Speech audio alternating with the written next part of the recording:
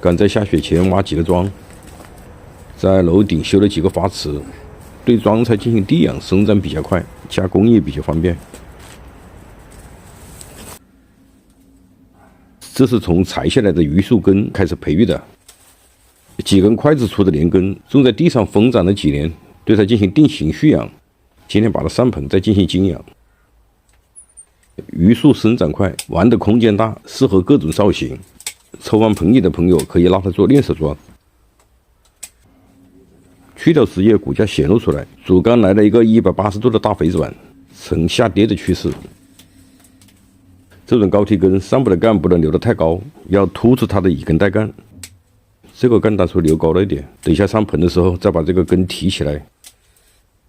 像这种造型，根与干的比例3:2，看起来就比较协调。像榆树、对节柏拉、朴树这些生长较快的树种，尽量的少考虑一点攀杂。最好的办法是续剪，至少要把主干蓄养基本成型，出枝蓄养到1、2级枝，再进行适当的攀杂。有朋友会说续剪太耗时间，其实不然，攀杂限制了枝干的生长，尤其是对那些刚生长出来不久的枝，满足了一时的兴趣，使枝干加快了木质化，放缓了生长速度，有的甚至变成了铁棍枝，以后很难长出。从另一个角度看，攀杂即使成型，也会留下过多的人工痕迹。一旦你感觉到以前的攀杂不自然，剪掉重来，白费的时间就不止1至2年。玩盆景还是静下心来，先把基础做好。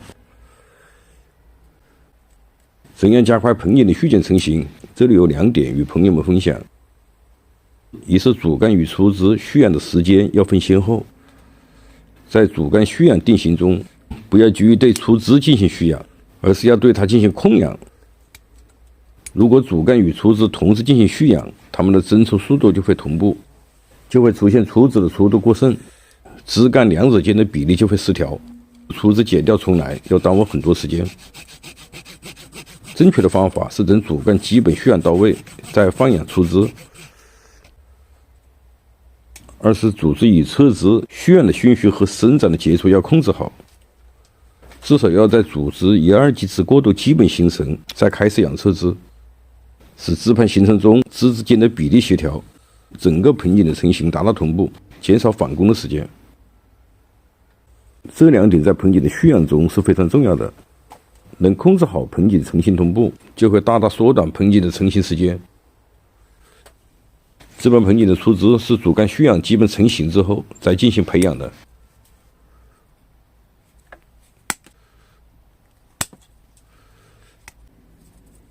把每个枝节尽量的剪短，要留侧枝形成过渡。枝节短看上去就有力度，枝节空间过长会感觉比较松散，枝盘往后生长，枝节之间的比例就容易失调，回过头来又是缩减，不仅牺牲了整体过渡，而且耽误更多的时间。枝的走向要清晰简洁，我现在主要是把主枝线条剪出来，这种比例失调的枝就不要留。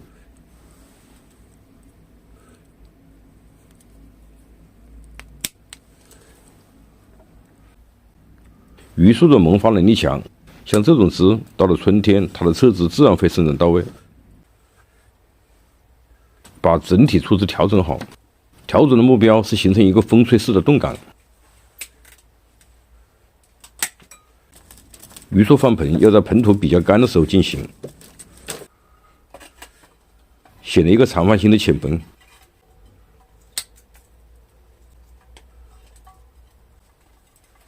做这种多根盆景，土尽量的从中间倒入，要倒实。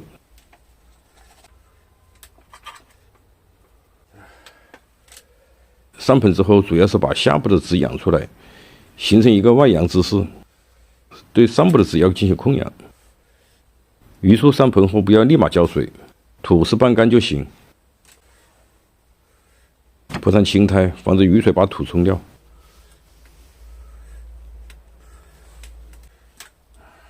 好了，这盆榆树盆景基本制作完，朋友们有什么建议，欢迎在评论区留言。我是山丘龙茶，谢谢您的收看，下期见。